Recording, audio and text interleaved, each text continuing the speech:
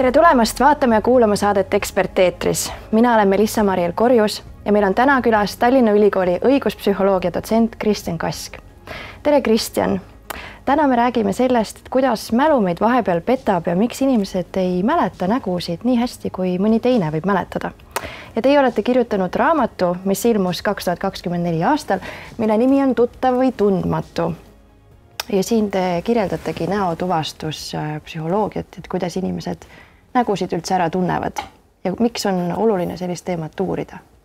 Rääkige natuke, et mis teid inspireeris seda raamatut kirjutama? Tere ja aitäh kutsumast siia saatesse.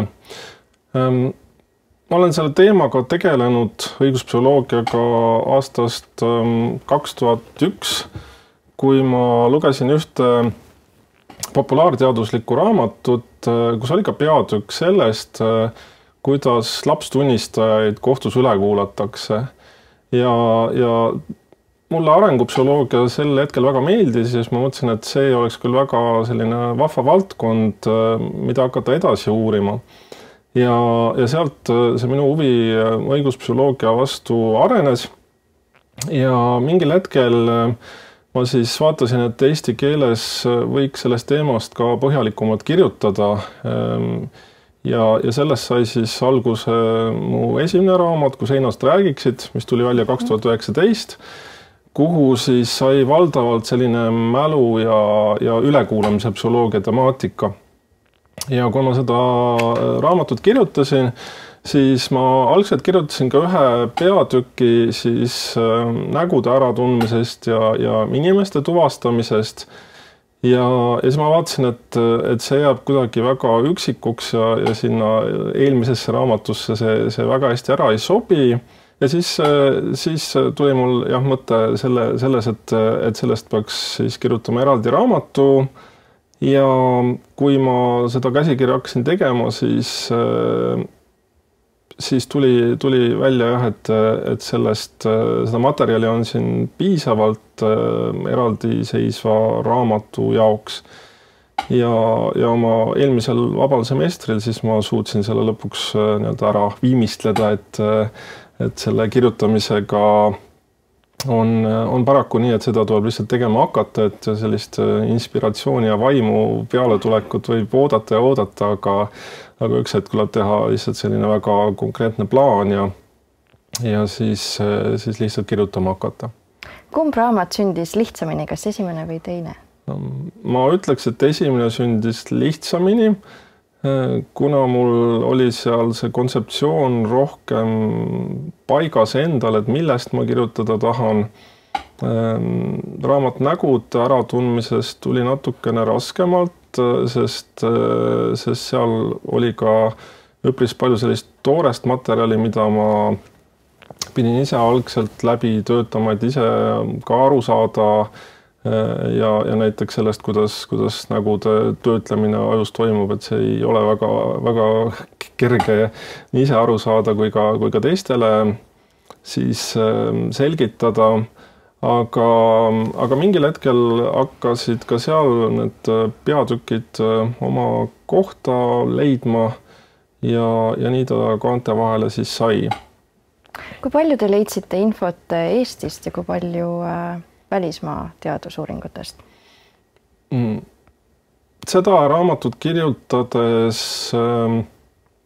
oli mul hea võimalus siis ära kasutada juba avaldatud tudengitöid, mida me siis oma uurimisgrupiga oleme teinud, et siis tuua välja ka just seda, et mis me oma laboratooriumis oleme uurinud ja mis võiks olla ka siis inspiratsiooniks selle jaoks, et tulla psühholoogiat õppima või et näha, et kui ma nüüd teen oma seminaritööd või magistritööd, siis ka siis see formuleerub millekski natukene suuremaks. Valdavalt on siin ikkagi uuringud, mis on tehtud Ameerika Ühendriikides või ka siis laiemalt võttes sellises tavaõiguse õigussüsteemis. Aga nii palju, kui need Eesti uuringuid on, nii palju ma olen siis üritanud neid siia sisse ka panna. Aga miks me siis Miks on nii keeruline see nägude tuvastamine mõne inimese jaoks ja mõne inimese jaoks mitte? Et kuidas te ise, milliseid huvitavaid fakte te selle kohta avastasite? Võib-olla üks selline huvitav tähelepanek siin on siis selline, et seda teaduskirjandust lugedes tundub, et nägude eristamise võime siis on võime nagu nii mõnedki teised võimed, et mõned inimesed ongi selles paremad ja mõned inimesed on selles kehvemad. Ehk siis ühele poole võib-olla jäävad inimesed, kelle kohta me võiks öelda ka sellised nägude supertuvastajad või superäratundjad, kellel see võime on väga-väga hea ja teiselt poolt, kui on tegemist siis teatud ajupiirkondade kahjustusega, siis see nägude omavahel eristamine võib olla väga kehv või sootuks võimatu. Kes need supertuvastajad on ja kuidas neid kasutatakse nägude tuvastamises? See uurimissuund sai alguse 15 aastat tagasi Suurbritannias, kus siis tehti eksperiment just nimelt nägude võrdlemises, et kui hästi nägusid inimesed eristavad ja leiti, et mõned inimesed on selles väga-väga head, et saavad väga kõrgeid tulemusi. Ja peale seda siis on hakatud neid rohkem uurima ja selgubki, et nende see nägude eristamisvõime on üpris hea võrreldes siis tavainimestega ja Suurbritannias siis mõned neist on leidnud töökohaga politseisüsteemis, kus nad vaatavad läbi siis teatud turvakaamera salvestusi ja püüavad sealt siis tuvastada varem nähtud huvipakkuvaid inimesi. Et selles osas siis nii palju ei ole võimalik ilmselt inimest treenida, et nad jõuaksid sinna tasemele, et seal peab midagi sellist kaasa antud olema ka. Kas tänapäeval on üldse enam vaja neid supertuvastajaid, kui meil on tehnoloogia juba nii palju arenenud, et kas neist on enam üldse abi?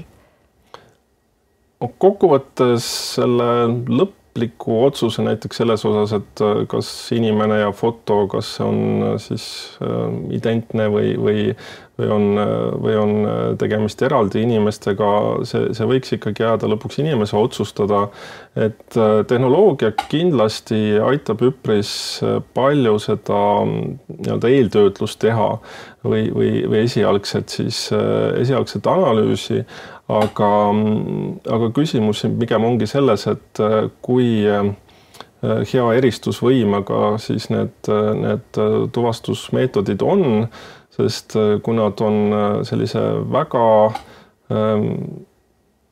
kõrge eristusvõimega, siis võib see tähendada seda, et mina ja passifoto minust, et arvab see tehnoloogia, et need ei ole samad, aga et kui see eristusvõime on jälle liiga madal, siis võib inimene ja vale passi omanik, tehnoloogia võib ka selle lugeda siis üheks samaks inimeseks. Kas meil Eestis on ka supertuvastajaid? Kui mõelda selle tõenäosuse peale, siis võiks nagu olla, aga kindlasti neid ei ole palju. Kas te oskate tuua äkki mõne huvitava fakti, et kus näiteks supertuvastajad, et kuidas nad on kellegi kriminaali kinni haaranud või kus just vastupidi, et nägude mittemäletamine on pannud kellegi trellide taha niimoodi, et ei oleks pidanud sinna jõudma mõnda põnevat lugu? Neid inimese valesti tuvastamisi siis kriminaalmenetluses, neid tuleb ette küll ja see on üks ohukoht. Ehk siis kus pealtnägija võib olla üpris enesekindel, et inimeste rivi, keda ta näeb, et seal see oletatav kurjategija on olemas, aga ta teeb siiski ebatäpse valiku, mis iganes põhjusel. Aga võib-olla selline üks huvitav kurioosne juhtum, mida ma siin raamatus ka mainin, on siis seotud sellise efektiga nagu relvafookuse efekt, ehk siis kui kuriteo ajal on kurjategijal käes relv, mis võib siis olla nii uudne kui ohtlik olenevalt olukorrast, siis meie tähelepanu kipub minema rohkem sellele relvale, mitte inimese näole. Ja siis Kanadas oli juhtum, kus oli siis kohviku röövel, kes sisenes kohvikusse ja nõudis raha ja ta sisenes siis kohvikusse koos pantvangiga, kelleks oli Kanada lagle. Ehk siis küllaltki suur lind ja ta ähvardas siis selle Kanada laglele teha midagi halba, kui inimesed talle raha ei anna. Ja sellest juhtumist siis tuli välja see, et selle inimese nägu jäi ikkagi nendele pealtnägijatele suhteliselt kehvasti meelde, sest eriti see olukord ise oli jabur ja see tähelepanu läks võib-olla siis rohkem sellele linnukesele, mitte röövlile. Kui oluline on üldse nägu, et kui palju me hindame muid detaile inimese juures? Kas pikkus, sugu, et kui oluline see nägu on? Kui me mõtleme õigussüsteemi peale, siis jah, inimesi tuvastatakse eelkõige näo järgi, kuigi need samad muud tunnused, midagi ka välja toote, on ka olulised, aga nii-öelda ainult kõnnaku järgi, see on juba sellise otsustuse koht, et kas sellest võiks ka tõenduslikult piisata või mitte.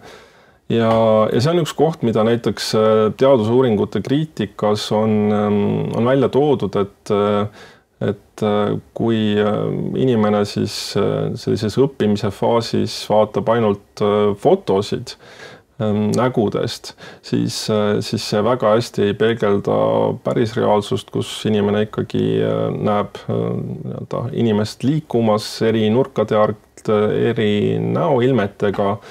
Ja seetõttu siis on need ka eksperimendid hakanud minema rohkem realistlikumaks, ehk siis kas me näeme mingit videoklippi siis mõnest olukorrast või kõige parem on seda siis ka simuleerida päriselus, mis samas on ka üpris kulukas viis ja need erinevad olukorrad võivad ka omavahel erineda, et kas me suudame seda kontrollitus seal hoida sellisel mõistlikul tasemel.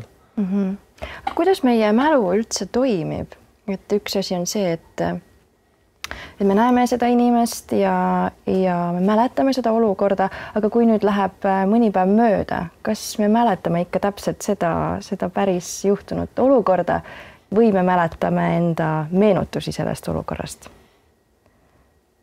Unustamine toimub nii ehk ja siin ongi oluline see, millele me tähelepanu ka seal olukorras pöörame, sageli sellele, mis meie jaoks on oluline või ka rohkem arusaadavam.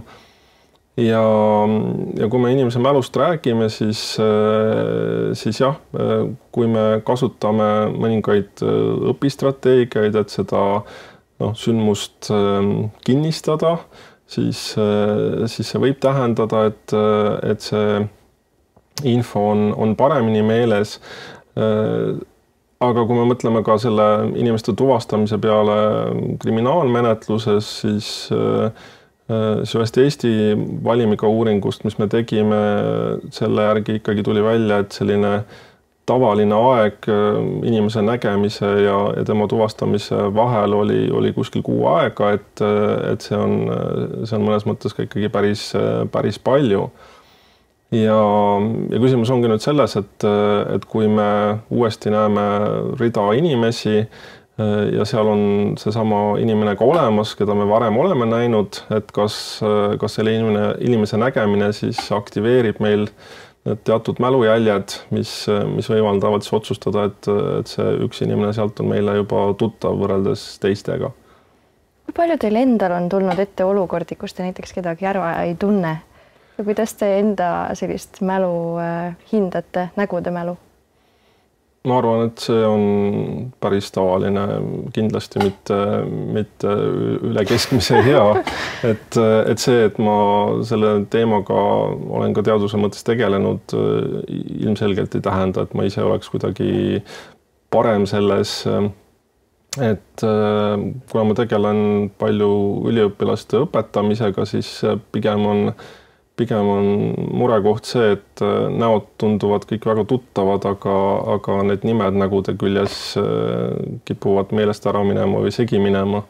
Ehk siis jällegi küsimus on, kuidas seda nime näiteks näoga paremini seostada. Aga eks vahepeal tuleb ette küll, et keegi ütleb näiteks tänaval tere ja siis tuleb mõte, et aga kes ta nüüd oli ja kus ma teda tunnen. Kui on sobiv hetk, siis ma muidugi olen ka küsinud, et ma väga vabandan, aga et kus me tunneme üksteist. Kas selle jaoks on ka mingisuguseid tehnikaid, et seda nägude mälu paremaks treenida või nägude ja nimede seostamist? No nimedega tegelikult on lihtne, et kui me uue inimesega kohtume, siis me peaks hakkama seda nime ise kohe aktiivselt kasutama. Ehk siis ütlema seda ise korduvalt üle, et lihtsalt püüda seda nime kinnistada siis selle konkreetse näoga. Aga teine osa on ka see, et mis inimesed ise ennast tutvustavad või kas me ise ka küsime, et mis sinu nimi on. Et võib-olla eestlastele niimoodi, ma ei tea, kas kohaselt, aga vahepeal võib ka olla olukord, et me oleme 3 päeva ühes ruumis ja kui keegi kedagi ei tutvusta, siis alles 3. päeva lõpuks küsitakse, et aga kuule, mis su nimi on, et nüüd on üritus läbi. Et see nime ise kordamine on kindlasti see, mis aitab kaasa selle seose tekkimisele. Ja aitab võib-olla keskendudagi sellele inimesele rohkem ja nii jääb äkki nägu ka paremini meelde. Jah. Aga räägime natuke veel teie põnevatest tegemistest, et lisaks raamatutele te teete ka erinevaid projekte. Kas te räägiksite nendest lähemalt? Üks projekt, kuhu ma siis olen haaratud eelmise aasta suvest, on siis üks Horisondi projekt Tallinna Ülikoolile, mille nimi on EdTech Talents ja mille eesmärk on siis põimida omavahel haridustehnoloogiat ja siis teadlasi, et teadlased hakkaks ka siis välja töötama mõnda toodet või teenust, millele võiks olla kasu kas õppetöös või ühiskonnale laiemalt. Ja selle projekti raames siis mõned Tallinna Ülikooli töötajad või tugipersonal siis saab käia välisriikides tunnustatud haridustehnoloogia ettevõtete juures ennast täiendamas. Ja kui mina otsustasin, et jah, selles projektis osalemine võiks olla mulle huvitav, siis ma mõtlesin pikalt, mis on see toode või teenus, mida siis võiks selle projekti raames arendama hakata ja praeguseks on siis sellest välja kasvanud selline veebipõhine ülekuulamise õpimäng. Ehk siis alguses esmane idee oli mul teha selline lauamäng, paberkujul lauamäng, mida saaks kasutada siis üliõpilastega õppetöös, kuna me räägime seal erinevatest küsimuste liikidest ja sellest, et mõningatele küsimustele vastavad tunnistajad või kannatanud täpsemalt kui mõningatele teistele. Ja siis ma lõin sellise lauamängu esmase prototüübi ja selle projekti meeskonnaga oleme siis seda arendanud ka lähtuvalt sellest haridustehnoloogia ettevõtete tagasidest ja praeguseks on siis valminud selle esialgu mõeldud lauamänguga selline veebipõhine prototüüp, millega ma siis jätkuvalt edasi töötan. Aga millistele tudengitele see on mõeldud? praegu mina olen seda kasutanud valdavalt psühholoogia tudengitega, aga see lõppsihtrühm võiks olla ka näiteks Sisekaitseakadeemia kadetid või siis ka osa näiteks kriminaalõigussüsteemi ametnike sellisest täiendkoolitusest ja väljaõppest, sest mis selle õpimängu eesmärk on, selle õpimängu eesmärk on siis õppida küsima just selliseid küsimusi, millele vastused oleksid täpsemad ja selline positiivne aspekt siis selle mängu juures on see, et kui see mäng läbi saab, ehk siis ülesanne on uurimismeeskonnal küsida tunnistaja käest infot, et teada saada, mis on juhtunud ja pärast siis need meeskonna liikmed saavad tagasisidet, et kui täpne see info siis oli, mis tunnistaja neile meenutas ja mis on ka need küsimused, et kas need küsimused olid asjakohased või mitte. Ja kuidas see nüüd seotud on teadustööga, on siis selliselt, et see tunnistaja selles mängus annab täpseid või ebatäpseid vastuseid siis lähtuvalt teadustöö tulemustest, ehk siis mis ka päris tunnistaja, kui täpselt või ebatäpselt ta mis küsimustele vastaks. Ja see võib tekitada ka sellise küllaltki frustreeruva olukorra, kus mõnel juhul võib see küsitud küsimus olla väga hea, aga see detail, mida tunnistaja meenutab, on ikkagi ebaõige. Aga ega seda mängija enne ei tea, kui lõpus.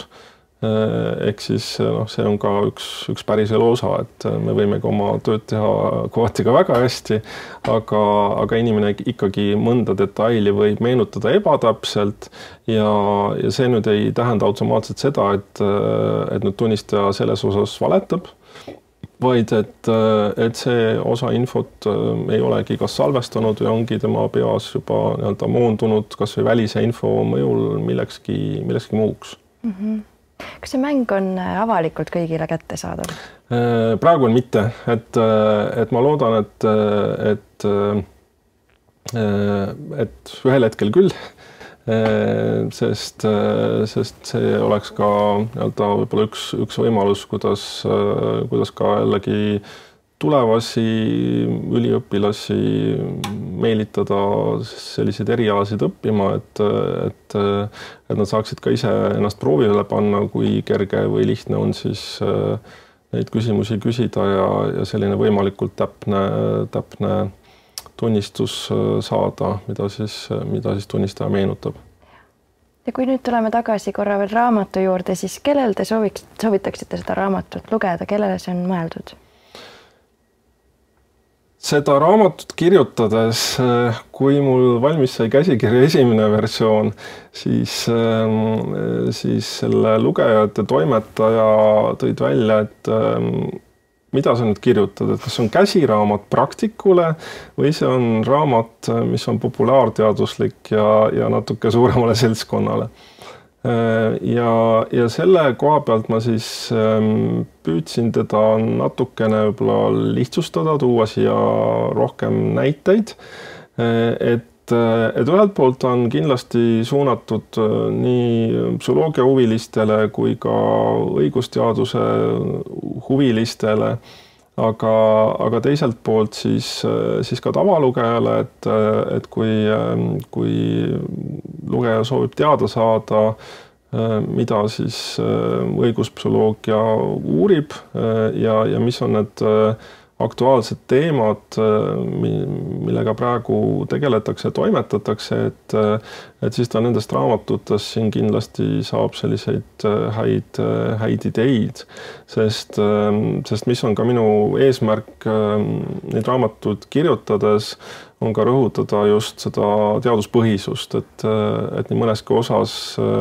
inimesed ikkagi usuvad teatud seoste ilmnemist, mida teaduspõhiselt ei ole olemas. Kas raamat on leitav kusagilt poodidest ka või raamatukogust? Raamat on leitav raamatukogudest, raamatupoodidest ja kirjastusest Argo. Väga super, aga aitäh sulle, Kristjan, tulemast ja oma valdkonda meiega jagamast. Meie saade hakkab nüüd lõppema ja aitäh kõikidele vaatajatele, kuulajatele. Kohtume teiega juba järgmisel kolmapäeval.